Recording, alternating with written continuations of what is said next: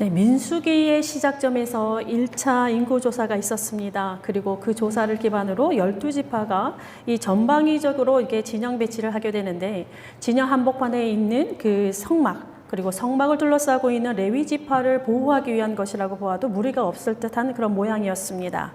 그럼에도 그저 단순한 보호 기능만을 위한 것은 아니었습니다.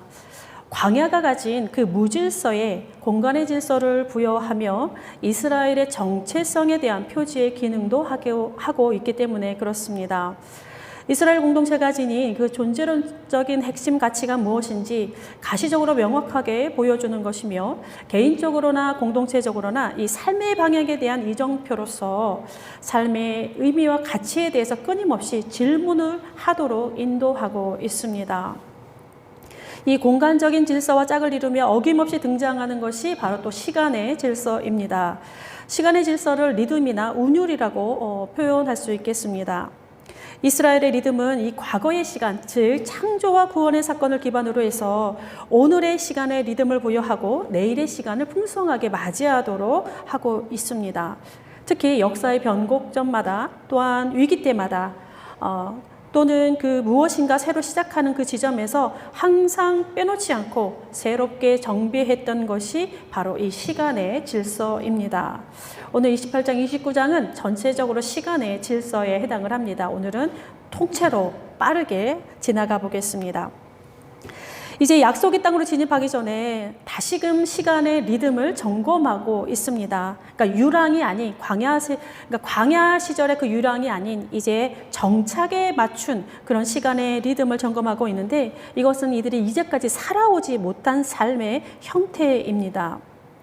28장, 29장은 이렇게 두 장으로 분할되어 있지만 내용으로 보면 하나의 이야기로 연결되어 있습니다. 조금 전에 읽어주신 대로 그렇게 시작했고 그렇게 마칩니다. 이게 통으로 되어 있는데 너무 길다 보니까 아마 중간에 자른 것 같습니다. 굳이 이제 내용상 또 나눈다고 한다면 28장은 한 해의 그 주기 전체를 이야기하고 있고, 그 29장은 그 한 해를 시작하는 시작점, 그 새해를 특별한 절기로 구별하여 다른 절기보다 조금 더 상세하게 다루고 있습니다. 먼저 28장입니다. 28장에는 총 5개의 절기가 등장을 합니다. 하루, 일주일, 한 달, 1년, 그리고 첫 수확입니다. 모두 첫 시간과 관계하고 있는데, 하루의 리듬은 아침과 저녁을 맞이하는 상번제로 드리고, 한 주간의 리듬은 안식일입니다. 6월절은 민족의 첫 시작이고, 또 77절은 약속의 첫 수확입니다. 이 한 해의 주기에는 모세의 오경의 역사가 다 들어 있습니다. 그러니까 28장에 나와 있는 것은 모세의 오경의 역사를 농축해 놓았다, 그렇게 말씀드릴 수 있습니다.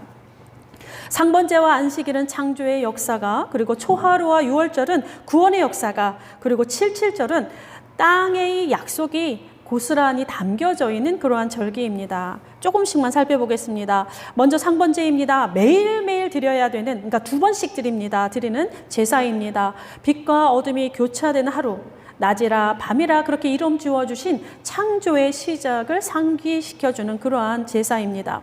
이스라엘의 하나님 여호와가 온 우주를 창조하신 이 창조주이심을 가장 먼저 명시하는 매일매일의 그런 신앙의 고백입니다. 한 해 주기 최소인 이 하루, 이 작은 하루부터 창조주와 그 삶의 스텝을 밟게 되어 있습니다. 우리가 새벽 기도의 시작을 한국교회라고 많이 지칭하는데, 사실 하루의 첫 시간을 열고 하루를 마감하는 마지막 기도는 보시다시피 구약에서부터 시작되고 있습니다. 다음은 안식일입니다. 특별히 이날은 쉼의 시간입니다. 쉼은 거룩과 연결되어 있다, 그렇게 성경은 이야기하는데, 한 주간의 리듬으로서 창조 전체 시간을 우리의 시간과 조율하는 그러한 순간입니다. 게다가 이 쉼이라고 하는 것은 하나님의 일과 관계되기 때문에 우리의 쉼 역시 우리의 일과 관계되고 있습니다. 하나님의 일이 쉬어짐같이 우리의 일도 쉬면서 창조의 질서 안으로 들어가게 됩니다. 그래서 매우 우리의 삶에 있어서 쉼이라고 하는 것은 선택이 아니라 필수라고 하는 점입니다.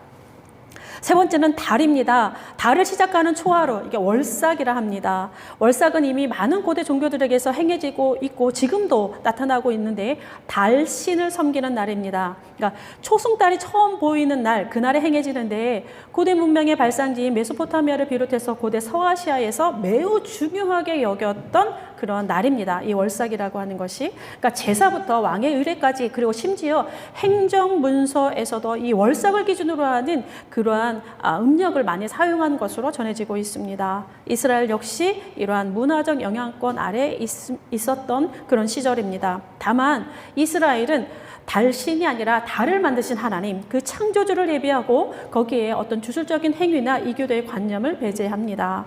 그러니까 여기까지는 하나님의 창조와 역사와 결을 같이 합니다. 다음은 6월절입니다.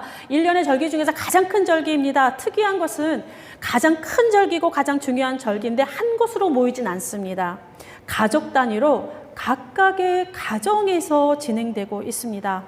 물론 전체가 한나라시에 진행된다라고 한 점에서 전체이기도 한데 민수기 전반부에서는 이 유월절을 굉장히 대대적으로 그렇게 다루었습니다. 각 지파별로 유월절 제사를 드리는 것을 큰 분량으로 다루었는데 그래서 그런지 오늘 이제 28장에서는 굉장히 간략하게 다루어지고 있고 심지어 애굽에 대한 얘기도 전혀 없습니다.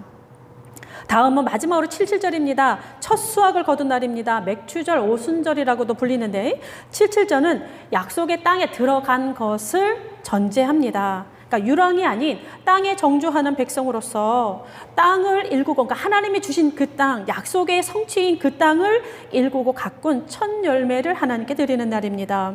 그러니까 이 첫 수확을 거둔다라고 하는 것은 하나님의 약속을 기억한다는 것이요, 하나님의 약속의 성취에 대한 감사를 기억하면서 하나님께 예배 드린다라는 사실입니다. 그러니까 땅을 대할 때마다, 그리고 그 땅에서 무언가를 이렇게 수확할 때마다 약속과 구원을 성취하시는 하나님을 기억하고자 했습니다. 이렇게 6월절과 77절은 구원과 약속의 성취라고 하는 메시지를 담고 있습니다. 29장으로 넘어옵니다. 네, 29장은 일곱째 달만 집중적으로 다룹니다. 일곱째 달은 유대인의 설날입니다. 초하루에 나팔을 불라 했는데 그래서 나팔절이라고도 부릅니다. 양각 나팔, 그러니까 쇼파르의 소리는 이제 곧 새 시대가 열렸음을 시작하는 그런 신호입니다. 그렇게 이제 새해가 시작이 되는데 새해를 맞이하면서 이스라엘이 가장 먼저 하게 되는 것이 있습니다. 자신을 돌아보는 일입니다. 우리는 보통 한 해를 마무리하는 연말에, 그죠? 연말에 지난 시간들 한 해를 되돌아보며 지난 시간을 많이 돌아봅니다. 근데 이스라엘은 새해 첫날부터 그래야 합니다. 축제로 모이나 마냥 즐거워하는 것이 아닙니다. 자기 부정과 자기 비움, 그리고 금식을 많이 합니다. 그러니까 다른 절기들보다 꽤 무거운 분위기로 시작을 새해를 열어갑니다.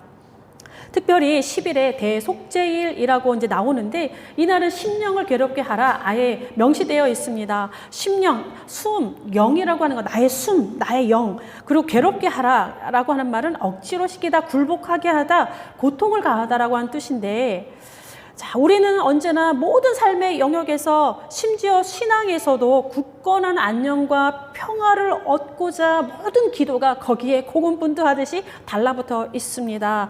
그런데 새해를 시작하는 믿음의 백성들은 정반대의 모습으로 갑니다. 자신의 마음을 상하게 하고, 그러니까 자신의 숨을 답답하게 하고 영혼을 힘들게 하고 고통을 가합니다. 추악한 자신의 죄의 민낯을 똑바로 보라는 뜻입니다. 지나간 시간들 속에 춤추었던 우리의 탐욕과 교만과 배식과 거짓들, 이 수많은 죄악들이 어우러져서 불쾌하게 끈적거리는 그 향연들을 정면으로서 우리가 목도하고 철저한 회개로 하나님의 문법에 나를 굴복시키려고 애쓰는 그러한 시간입니다. 그렇게 새해를 시작을 합니다. 그 내용으로만 보면 사순절하고 조금 비슷한 면도 있습니다. 그런 다음에 그 달의 중반쯤 가면 장막절, 초막절이 시작이 됩니다. 8일간 대대적으로 시작이 되는데 매일매일 거대한 제사가 이루어집니다. 이제 모이다라는 말, 성회라는 말이 한 6번 나오는데 이 마지막 이 장막절에는 총회로 모이라, 그러니까 장엄한 대회로 모이라라고 하는 말들로 표현되어 있습니다. 그러니까 이제 성회하면 모여라 라고 하는 뜻이고 총회하면 모두 모여라 라고 하는 의미가 있습니다. 자, 모두에게 중요하다는 의미일 것입니다. 그러니까 특히 이 장막절은 광야살이를 기억하는 절기입니다. 그러니까 본문은 예배나 제사 중심으로 기술되었기 때문에 이것에 대한 어떤 내용이 삽입되지는 않았습니다. 그러나 광야살이, 그러니까 장막에 살았던 그 시간, 하나님의 돌보심과 보호가 있었던 그 시간, 그러니까 약속의 땅으로 인도하셨던 그 시간을 기억하고 감사하는 그러한 시간입니다. 이제까지, 그러니까 지금 민수기 말고 절기에 대한 본문들을 보면 6월절이 가장 비중 있게 자리 잡고 있습니다. 근데 민수기에서만큼은 조금 다릅니다. 일곱째 달이 가장 크고 엄중한데, 일곱째 달은 그 한 달 전체가 거의 절기로 드려지고, 또 드려지는 제물도 비교할 수 없을 만큼 굉장히 많습니다. 그러니까 광야에서 죽음을 맞이했던 9세대에게 애굽에서의 경험이 매우 강렬하게 자리 잡고 있듯이, 그러니까 유월절이라고 하는 의미가 강렬하게 다가오듯이 새 땅으로 진입하는 이 새 세대에게는 광야살이가 그랬을 것 같습니다. 그러니까 조금 더 가깝게 다가오는 것이죠. 애굽에서의 생활은 부모에게서 들었던 것이고, 광야살이는 자기네들이 그렇게 살아왔던 그런 시간입니다. 결부되어 있습니다. 이렇게 해서 28장, 29장 전체를 보면 1년의 리듬이 완성되어집니다. 이스라엘은 이 리듬의 진심이어야 하고, 이 리듬이 삶의 중심이어야 하고, 이 리듬에 모두가 하나로 통합되어야 합니다. 어디에서? 약속의 땅에서. 그래서 다시 한번 시간의 질서를 점검하고 있습니다. 근데 사실 28장, 29장 학자들은요, 위치가 잘못되었다, 레위기 23장 뒤로 갔어야 된다라고 하는 의견도 굉장히 많습니다. 왜냐하면 1년에 대한 이 필수 제사에 대한 일람표처럼 느껴지고, 또 이것은 제사장들을 위한 매뉴얼처럼 그렇게 다가오기 때문에 그렇습니다. 일반의 중들은 제사장이 이끌면 그대로 가면 될 것인데, 굳이 장황하게 그리고 세세하게 언급되는 것은 무엇일까? 게다가 오늘 아까 읽어주셨던 것처럼 이렇게 시작을 했습니다. 여호와께서 모세에게 말씀하여 이르시되 이스라엘 자손에게 명령하여, 제사장이 아닙니다. 또 마지막도 그렇습니다. 모세가 여호와께서 모세에게 명령하신 모든 일을 이스라엘 자손에게 말하니라.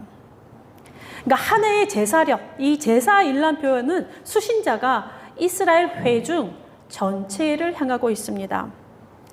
레위기가 제사 문서이지만 수신자가 제사장 단독이 아니라 이스라엘 전체 회중을 향하는 것과 동일합니다. 레위기 역시 제사에 대한 모든 일정과 과정을 모든 회중이 알아야 되는 그러한 것으로 기술하고 있는데, 오늘 지금 민수기의 오늘 본문도 마찬가지입니다. 아주 작은 범위만을 제외하고 모든 과정이 회중이 직접 참여하면서 제사장의 영역이라 할지라도 회중은 그 과정을 모두 알게 되어 있습니다. 그 리듬을 다 알게 되어 있습니다. 그러니까 이 제사라고 하는 것, 예배라고 하는 것이 하나님과 각 개인이, 그리고 하나님과 공동체 전체가 연결되어 있음을 굉장히 명확하게 하고 있습니다. 특히 오늘 본문에서는 예물 드리는 것이 매우 강조가 되어 있습니다. 그러니까 예배의 지속성, 이 성전의 운영이라고 하는 것은 레위지파만의 그 레위지파, 특히 이제 제사장들의 몫이 아니라 각 개인을 비롯한 전체의 책임인 것을 강조합니다. 고대 제사가 구체적인 예물 없이 진행되기 어려운 구조이기 때문에도 그렇습니다. 그러니까 예배 고대 시대에는 예배의 연속성이라고 하는 거, 예배의 지속성이라고 하는 거, 예배가 1년 내내 드려지기 위해서는 백성이 드리는, 회중이 드리는 예물이 없이는 그렇게 가능하지 않습니다. 왜냐하면 레위지파에게는 자신들에게 속한 기업이 없습니다. 생계조차도 제사에 드리는 예물에 의존되어 있는 구조가 고대 제사입니다. 그렇다라고 한다면 이 예배가 지속되는 것, 그것은 제사장의 책임이 아니라 일반 회중, 공동체 전체의 책임이라고 하는 것도 명시합니다. 그러니까 예배가 지정된 곳에서 규칙적으로 드려지는 것, 이스라엘 전체가 해야 되는 그러한 의무이기도 합니다. 예배의 주체는 제사장이 아니라 이스라엘 회중이라고 하는 것을 다시금 모세가 마지막으로 점검하고 있습니다. 28장, 29장을 또 이렇게 우리가 보면서 우리를 돌아봅니다. 매주일 드리는 우리 예배 가운데 과연 나는 어디쯤에 서 있는지, 우리의 삶의 리듬은 어떠한지, 창조와 구원을 향한 하나님의 리듬은 우리의 예배와 과연 공명하고 있는지, 교회에 공간의 질서와 시간의 리듬이 어우러지고 있는지, 하나님의 리듬에 공명한다라고 하는 것은 그저 물리적인 시간과 공간 안에 이렇게 머무는, 그러니까 우리가 소위 말하는 출석, 그것을 의미하지는 않습니다. 겉모양은 그럴 수 있습니다. 그러나 진심으로 우리의 생각이 하나님의 창조의 리듬과 공명하고 있는지, 진심으로 우리의 마음이 구원의 리듬과 동행하고 있는지, 진심으로 우리의 매일매일의 선택과 행동이 과연 하나님의 역사에 참여하고 있는지를 물어야 할 것 같습니다. 현대교회를 또 잠깐 보겠습니다. 각자의 형편들을 다르지만 좀 기본적인 것은 갖는 것 같습니다. 그러니까 고대랑 마찬가지로 예배가 지정된 곳에서 지속적으로 규칙적으로 거행되어야 하는 책임, 이건 소위 우리가 성직자라고 부르는 그런 목회자들 소수의 책임이 아닙니다. 교회가 교회답게 존재하고 교회가 교회다움으로 운영되고 관리될 수 있는 것, 교회가 가진 사명을 다할 수 있는 것은 일부 교육자 그룹만의 영역은 결코 아니라는 사실입니다. 온 회중 모두의 몫입니다. 그러니까 예배의 주체와 참여, 교회를 이끌고 가는 그러한 주체와 참여자가 모두 전체여야 합니다. 개인의 소유가 되어서는 안 됩니다.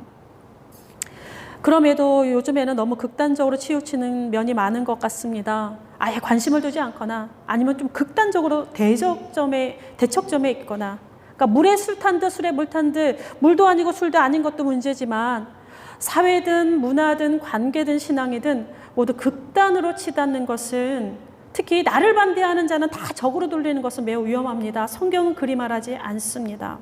오히려 경계합니다. 모두가 함께 가야 합니다. 모두가 함께 하나님 앞에 살아 있어야 합니다. 함께 어우러지는 삶의 한복판에 하나님의 성막이 존재할 수 있도록 해야 되고, 언제나 그 성막을 바라보면서 하나님 앞에 무엇이 옳은가 함께 질문하며 찾아가야 합니다.